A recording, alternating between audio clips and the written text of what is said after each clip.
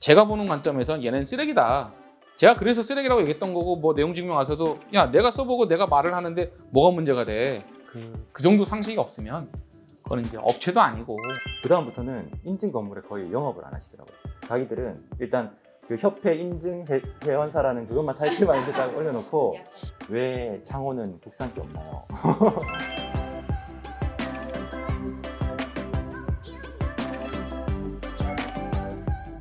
창호 관련해서 질문 주세요. 제가 네. 지금 집을 짓고 있는데 네네. 엊그저께 최고 추운 날 좀 예. 창호를 시공을 했어요. 네. 너무 추워갖고 네. 테이프가 외벽 쪽이 잘 안 붙었거든요. 제가 봐도 테이프를 뭘 썼을까요? 그것까지 확인 안 했는데 잘라서 사진을 찍어야죠. 사진을 찍어야죠. 머리서 찍어. 가까이서 찍어야죠. 뭐 계속 찍어야 돼요, 사진을. 왜냐면 이게 뭐냐면요. 그 사람을 의심해서가 아니라 문제가 생길 수 있잖아요. 그 문제 해결하려면 자료가 있어야 되잖아요. 네. 그래서 사진을 찍는 거예요. 맞아. 찍으면 되는데요. 네. 일단 자기들도 인정을 했고 조금씩 뜨는 부분이 예. 도저히 3번, 4번 해도 안 붙더라고요. 네. 이걸 차후에라도 어떻게 해결할 방법이 있나요? 붙일 수 있죠. 그거 해결하는 게 바나 테이프예요. 부광 테이프. 테스컨. 무슨 테이프? 바나 테이프예요. 바나 테이프. 요거 파란 거. 저 한누로 5만 원이거든요. 30만 원이 30m고 한누로 5만 원이에요. 5만 5천 원. 한누에. 그거를 사다가 붙이면 돼요. 일반 안 팔고 그분들한테 가면 그분 더 비싸게 갈 거예요. 한 5만 원 정도 하는 테이프 파란 거 있더라고요. 바나 테이프. 그거 사다가 보강해 주세요. 그러면 돼요. 그럼 보강을 다 하면 되죠. 그거를 그쪽에다 요청하면 될까요? 그렇죠. 해달라 그러죠. 근데 아마 테이프를 지금 이제 그 말씀을 주셨는데 저희가 초창기는 이제 5년, 6년, 그러니까 저희가 앤썸이랑 일할 때는 이걸 썼어요. 그러니까 프로클리마 테이프 외부용, 내부용이거든요. 파란색이 내부용이고 검정색이 외부용이에요. 콘테가 엑소인데 이걸 썼어요. 근데 지금 이걸 안 써요. 말씀하신 것처럼 접착력이 떨어져요. 그리고 접착이 이 부분만 돼요. 이 부분만 돼요. 그러니까 접착력이 떨어져요. 그래서 그걸 안 쓰고 제가 지금 뭘 쓰냐면 이거 보이세요 여기? 여기 보이세요? 이거? 일블럭 테이프라고 있거든요. 저건 이제 독일 제품인데 일블럭 테이프 쟤는 접착력이 강하다 못해서 붙으면 우선은 뭐가 망가져야 뜯어져요. 망가져야 뜯어져요. 망가져야지. 망가져야 뜯어져요. 일블럭이. 일블럭 테이프. 저거를 써요. 저걸 쓰는데 저희가 그러니까 웹피의 하부는 저걸 안 써요. 왜냐하면 일블럭 애들도 얘기를 해요. 자기들 투습 기능이 있다고 얘기를 해요. 우리 습기를 배출할 수 있어 얘기를 해요. 근데 제가 그걸 안 믿어요. 왜냐면 이거 써보면 야 이게 무리 투과가 진짜 안 될 것 같은데 된대요. 근데 무리 투과가 되려면 셀이 열려 있어야 되는데 이게 셀에 열려 있는 구조라고 보기에는 너무 이 내용물이 많은 거예요. 그래서 아까 말씀드렸잖아요. 창호에 무조건 미세 결로가 생긴다고 말씀드렸잖아요. 근데 이거는 프로파일 안에서 생기는 결로수가 나가는 거예요. 프레임 테두리에서 생기는 결로는 나가는 게 아니에요. 그래서 이거는 아까 지금 제가 말씀드렸던 콘테가 엑소 말씀드렸잖아요. 그러니까 잠깐만요. 제가 이게 이제 말씀하신 게 이런 것들이거든요. 이런 것들이에요. 이런 것들인데 보시면 이런 것들이거든요. 이런 것들인데 이제 얘는 투과가 돼요. 대신 접착력이 약해요. 그래서 하부에만 쓰는 거예요. 하부에만. 물 빠지라고. 프레임 테두리에서 생기는 결로수는 빠지라고 아래로. 그래서 아까 빠지라고 해서 베벨을 쳐가지고 거기다가 저희가 집보드 합판으로 이렇게 만들어놔서 경사도 3도로 해서 이렇게 미세하게 경사를 줘놨거든요. 그러니까 프레임에서 생기는 물은 밑으로 내려와서 빠지고 일로 나가라고. 그리고 얘가 이제 접착력이 약하니까 널풀널풀거리거든요. 그래서 코너에 다 붙여놨잖아요. 바나 테이프를. 저 바나 테이프는 어느 정도냐면요. 저희 일하시는 분들이 뭐가 찢어졌어요. 그러면 응급을 붙여놓고 그리고 1년을 그냥 가요. 그 정도 접착력이 좋아요. 또 질문 주세요. 네. 창호를 넓게 하고 싶은 게 기본적인. 그렇죠. 근데 그게 이제 이게 장단점이 있는데요. 목조주택에서 창호의 최대 길이는 권장은 3,600 이상 안 넘기를 바래요. 근데 뭐 4,800, 5,000 설계가 되거든요. 근데 중요한 건 그러니까 빔 할아버지 써도 3.6m가 넘어가면 경관거리가 길어지면서 처짐이 심해져요. 그러니까 3.6m까지는 빔에서 10mm 내외예요, 처짐이. 근데 얘가 뭐 4m, 5m 가잖아요. 그럼 많이 쳐져요. 그럼 어떻게 되냐면 이렇게 돼서 얘가 이렇게 쳐지잖아요. 그럼 여기가 창호가 프로파일 있죠. 눌려가지고 유리가 깨지거나 문이 안 열려요. 그래서 보통 이제 그렇게 길어지는 경우에는 프레임으로 끊으라 그러죠. 끊든지 아니면 빔을 넣든지. 근데 이제 통상 3.6m가 권장드리는 부분이에요. 그 이상 되는 것에 대해서는 이거 문 안 열릴 수 있습니다.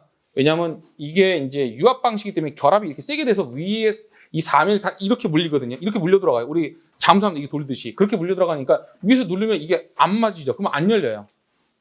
네, 그래서 이거는 3.6m가 권장사항이고 콘크리트에서는 상관없죠. 콘크리트는 뭐 5m, 6m 뭐 상관없죠.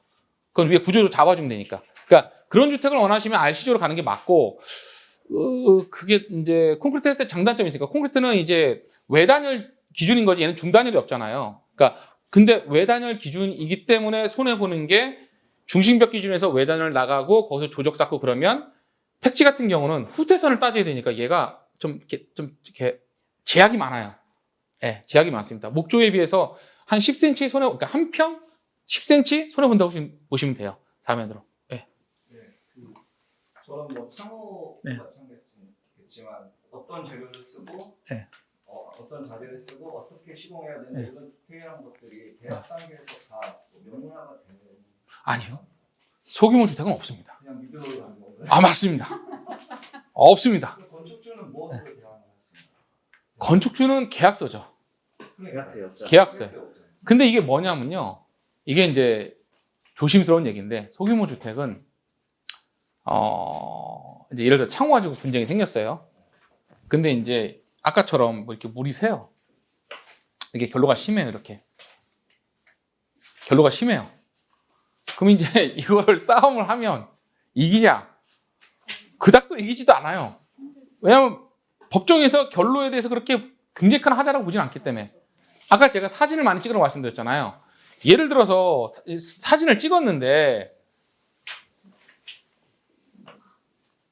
제가 아까 피마펜 거 보여드렸잖아요. 테이프 작업을 안 한 거 안 해? 이거는 하자가 되는 거죠. 테이프 시공을 해야 되는데. 예를 들어 테이프 시공까지 오케이 했는데 빠른 테이프를 쓰는 게 아니라 그건 어쩔 수가 없어요. 테이프를 받았다.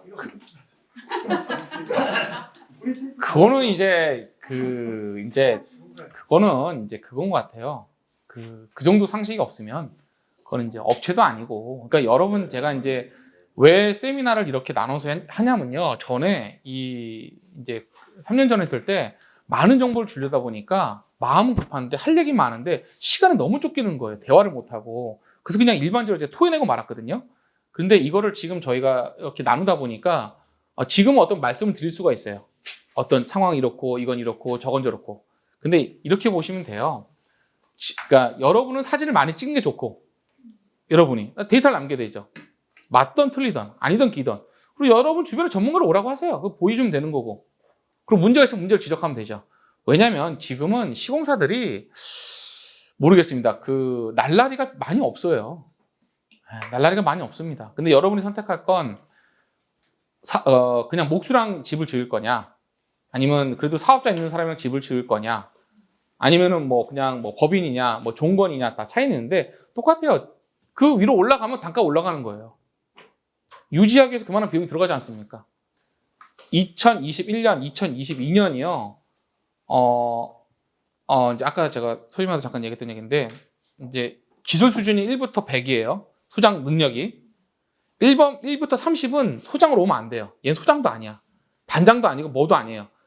근데 1번부터 30번까지 있는 애들도 다 현장에 소장 들어갔어요. 31번부터 입장해야 돼요, 원래는요. 31번부터 검증하고 입장해야 돼요. 근데 29번도 30번도 1번도 다 들어왔어요. 왜냐하면 일이 너무 많으니까. 시공사에서는 계약을 계속해. 계속 쳐내야 돼. 그럼 누가 현장 보내야 될 거 아니에요. 그게 2021년, 2022년 그때까지 상황이에요. 왜냐하면 집값이 너무 오르니까 집을 팔고 집을 지어도 돈이 남았으니까요. 저희 건축주분들 매번 그래요. 지금 집값 떨어졌지만 저희 건축주분들 그랬어요. 그러니까 제일 많이 남았던 시기가 2009년부터 2020년 딱 코로나 그 상황에서 저희 건축주분들 집 아파트 팔고 여기 동탄에 아파트 팔고 집 지은 분들 다 돈이 남았어요. 지금은 그렇지 않지만. 근데 이거는 과정이고요. 그리고 저희는 이런 과정을 통해서 계속 수준이 올라갈 거고 발전할 거예요. 그리고 이제 뭐 이런 세미나를 하는 가장 큰 이유는 여러분이 알아야 돼요. 모른다고 그냥 가만히 있으면 안 되죠. 어쨌든 그렇게 보시면 됩니다. 또 질문 있습니까? 없습니까? 그러면 창호는 여기서 마무리하고 그리고 잠깐 쉬었다가 오 소장님이 바톤 터치하고 그리고 또 이어서 하겠습니다.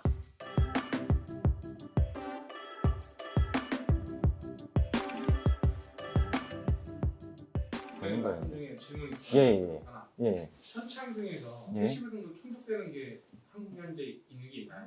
아니, 충족되는 건 없고요. 저희가 이제 천창을 설치하시고 싶다 그러면 건축주 확인서를 받아요. 별로에 대해서. 결로에 대해서 결로가 생길 수 있다. 그 전제 조건 중에 하나가 뭐냐면 삼중유리로 되어 있는 것들을 쓰고 그다음에 무조건 전동 셔터가 있는 걸 써야 돼요. 왜냐하면 전동 셔터가 없으면 밤에 그 하늘에 영하 273도 절대 온도인 우주로 복사 냉각이 되면서 열이 다 뺏겨요. 그러면서 거기 결로가 생기기 때문에 그나마 전동 셔터 같은 것들이 있어가지고 그 복사 냉각을 막아주고 그 다음에 이게 결로가 생겨서 이게 벽지라든지 이런 것들을 오염시킬 수가 있기 때문에 그게 거기에 대해서 건축주가 인지하고 있다는 것들을 확인을 받은 다음에 그 다음에 이제 하고 방금 말씀하신 뭐 셔터 좋은데 예. 벨룩스가 삼중유리 셔터 달린 게 한국에 유통되나요? 있나요? 그때는 인증 건물을 한번 무신 건축에서 뭐 어떻게 구해가지고 하신 적이 있는 것 같아요. 그때. 예. 매년 전에. 예, 몇 년 전에. 예, 최근에. 한 2년 전쯤인가? 예. 그럼 보통 천창 넣는 경우가 10개 중에서 몇 건인가요? 100건 중에서 한 2건 정도 있습니다. 예. 그리고 이거는, 예, 그, 현관문인데, 이게 건축주가 이제 카톡으로 동영상 보내주셨는데, 이게 현관문이 그때 코로나 때문에 그 유럽산 현관문이 안 들어왔어요. 그래서 부득이하게 건축주랑 협의해가지고 일정 때문에 국산 현관문을 들여왔는데, 얘가 바람 때문에 진짜 휘바람 소리가 막 들리는 거예요.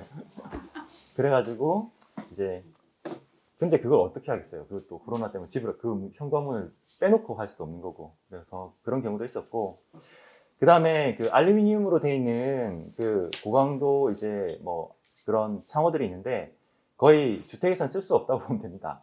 가격이 PVC 3중 창에 비해 시스템 창에 비해서 한 3배?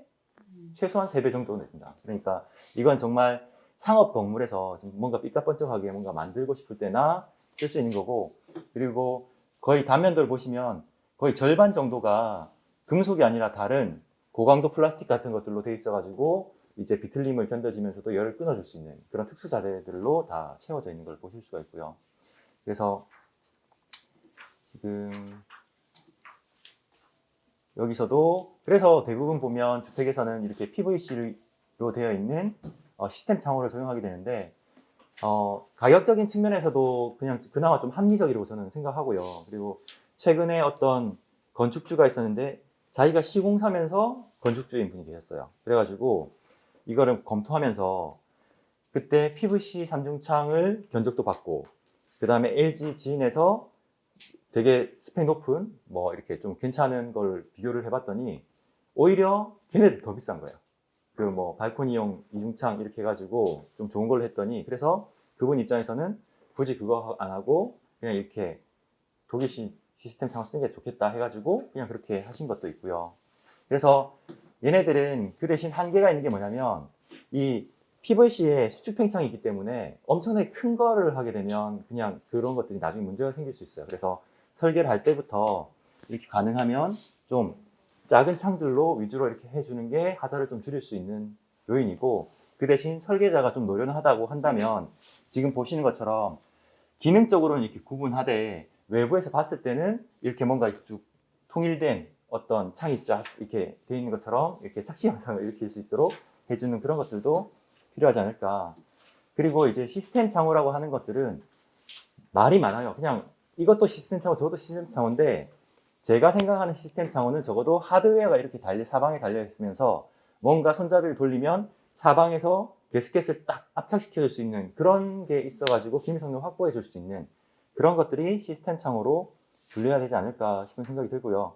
그 다음에 이제 설명하신 것처럼 기밀 테이프는 내외부 기밀 테이프 같은 것들이 있고, 그 다음에 수달폼이라든지 적팽창 연질폼이 있는데, 저는 가능하면 창호 주변에는 꼭 얘네들을 써줬으면 좋겠어요. 왜냐하면 설명하신 것처럼 창호는 멈춰 있는 게 아닙니다. 수축 팽창 때문에 이렇게 고정도 되지만 항상 사람이 창문을 열었다가 닫았다가 쿵쿵쿵 계속 뭔가 진동과 충격이 가주는 엘리먼트에서. 그러니까 얘네들은 다른 것과 다르게 이게 있어요. 탄성 회복력이라는 게 있습니다. 누르면 얘네들이 말랑말랑하게 이렇게 되는 거예요. 그래서 그런 수축 팽창도 흡수해주지만 창호가 가지고 있는 움직이면서 충격들도 다 걔네들이 흡수해서 그 성능을 온전하게 유지를 시켜주는 겁니다. 그래서 이런 것들은 잘 이제 사용해 주시면 좋을 것 같고, 그 다음에 이거는 뭐 이론적으로는 RC 건물에서 창호를 설치할 때 이렇게 돌출시켜 가지고 이제 단열재와 창호의 단열 라인이 이렇게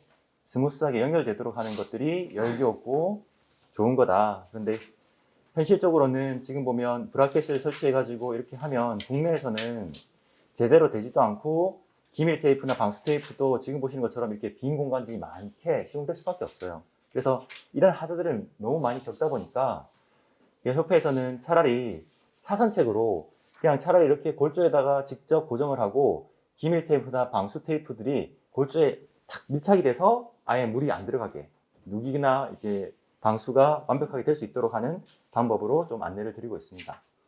그리고 목 구조에서는 엄밀히 말하면 이 창호의 설치 위치 같은 것들이 이 전체 벽체에서는 크게 중요하진 않아요. 왜냐하면 단열 라인이 전체적으로 다 연결될 수 있기 때문에. 근데 우리나라에서는 이 창호가 엄청나게 무겁거든요. 그러니까 이 창호의 무게가 원만하게 전달될 수 있는, 그래서 우리가 만약 2x6가 하고 외단열이 됐다 그러면 2x6 있는 메인 구조체 위에 걔가 안전하게 얹혀지는 게 제일 중요한 것 같습니다. 그리고 너무 안쪽으로 이렇게 창호가 들어와서 설치가 되면 이 깊이가, 창호의 깊이가 많아지면서 주거시설에서는 태양 에너지를 많이 받아들여서 따뜻하게 지내야 되는데, 이게 깊이 들어가면 이게 처마 역할을 해줘서 그늘이 만들어져요. 그래서 일사 에너지를 획득하는 데 손실이 생길 수 있습니다. 그래서 그런 것들을, 구조와 이런 것들을 복합적으로 고려하셔가지고 이제 또 시공되는 것들을 보시면 좋을 것 같고, 그 다음에 이제 꼭 건축주들을 만나면 이걸 꼭 말씀드리고 싶은데, 창호에는 이렇게 결로가 생길 수 있습니다. 무엇이든 도시산 시스템 창호를 쓰든 쓸 수 있고, 결로가 생기지 않는 조건은 내부 온도가 20도씨, 상대 습도 한 50%일 때, 그 기준으로 했을 때 이제 결로가 생기지 않는 조건들로 대부분 만들어요. 근데 이게 내부에 있는 습도가 80%, 90% 된다. 그러면 그 습도에서 결로가 안 생기는 창호는 정말 그럼 진공 유리를 쓰든 뭔가를 하든 그렇게 엄청난 높은 스펙으로 하지 않는 이상 거의 불가능하고요. 그 대신 지금 대부분의 어느 정도 성능이 되는 유리를 쓰면 창호 이제 요 감봉 있는 부분이 가장 취약하다고 말씀드렸잖아요. 그래서 감봉 있는 테두리 부분, 요 아랫 부분에 이렇게 살짝 결로가 생겼다가 해가 뜨고 주변의 온도가 오르면서 그냥 자연스럽게 증발하고 이렇게 하면 그거는 그냥 제품의 문제는 아니다라고 생각해 주시면 좋을 것 같고, 그 대신 얘네들이 이렇게 물이 주룩주룩 흘러내려가지고 뭐 적시고 막 석고보드가 부풀어 오르고 이 정도가 된다면 뭔가 대책을 수립하셔야 되겠죠. 그 대신 아셔야 되는 게 뭐냐면, 이렇게 하부에 결로가 집중될 수밖에 없는 이유는, 유럽 가시거나 이렇게 해보면 창호 밑에 이렇게 라지에이터가 있어가지고 냉기류를 막아주는 것처럼 창호를 통해서 열이 계속 빼앗기기 때문에 차가운 공기는 아래로, 뜨거운 공기는 위로, 아시죠? 그래서 열이 계속 빼앗기면서 공기들이 쭉 내려올 때 가장 차가운 공기들이 모이는 곳이 아래쪽이에요. 그러니까 창호에서도 아래쪽이 가장 취약할 수밖에 없다. 그리고 우리는 대부분 바닥 난방을 하고 있기 때문에 바닥 난방을 하면서 여기서 열을 공급해서요, 대부분. 그러면 이런 소스가 여기 있었을 때 따뜻해진 공기들이 쭉 올라가다가 여기서 탁 90도 꺾어가지고 올라가지 않죠. 그냥 스무스하게 올라간다고 그러면 여기가 또 사각지대가 되겠죠. 그리고 여기서 이 바닥에서도 복사로 이렇게 가더라도 튀어나온 게 있으면 여기 사각지대가 생깁니다. 그러니까 동일하게 잘 시공됐다 하더라도 지금처럼 이런 물리적 특성 때문에 아랫부분이 가장 취약할 수밖에 없는 부분이라는 거는 좀 인지해 주시면 서로 이제 뭐 이것 때문에 얼굴 붉히거나 그런 것들은 없었으면 좋겠고, 그러니까 이런 원리를 한번 아시면 나중에 그런 것들을 이제 문제가 생길 수 있는 것들을 사전에 예방할 수가 있어요. 예를 들어서 우리가 싱크대 같은 것들을 설치할 때, 여기 싱크대를 설치하면 제가 드린 말씀을 응용해 보면 싱크대 때문에 또 바닥에 있는 온기가 위에 창호에 전달되는 게 훨씬 적어지겠죠. 그러니까 상대적으로 싱크대 앞쪽에 있는 이런 창호들은 이제 성에 같은 것들이, 결로 같은 것들이 더 많이 생길 수도 있고, 싱크대에 이제 설거지 같은 것들을 물에다가 담아 놓으면 거기서 증발되는 수증기들이 그 주변에 더 상대 습도가 높기 때문에 당연히 또 더 많아질 수밖에 없습니다. 그렇다고 하면 창호를 뭐 없애겠다. 그럼 그것도 하나의 대안이 될 수도 있지만, 나는 설거지를 하거나 하면서 앞을 바라보고 이렇게 하는 게 좋다. 환기할 수 있는 뭔가 있어야 되겠다. 그러면 적어도 창호를 하더라도 결로가 생겨서 흘러내렸을 때 걔가 그냥 마감재 자체가 물을 쉽게 닦아내고 그게 흘러가지고 뭐 하수구로 이렇게 유도될 수 있다거나 뭐 이런 식으로 좀 그거를 하자가 문제가 안 생기게끔 뭔가 할 수 있는 방법을 고민해 주시면 훨씬 좋지 않을까 싶습니다. 예전부터 제가 이제 협회에 있으면서 제일 힘들었던 것 중에 하나가 뭐냐면, 왜 창호는 국산기 없나요?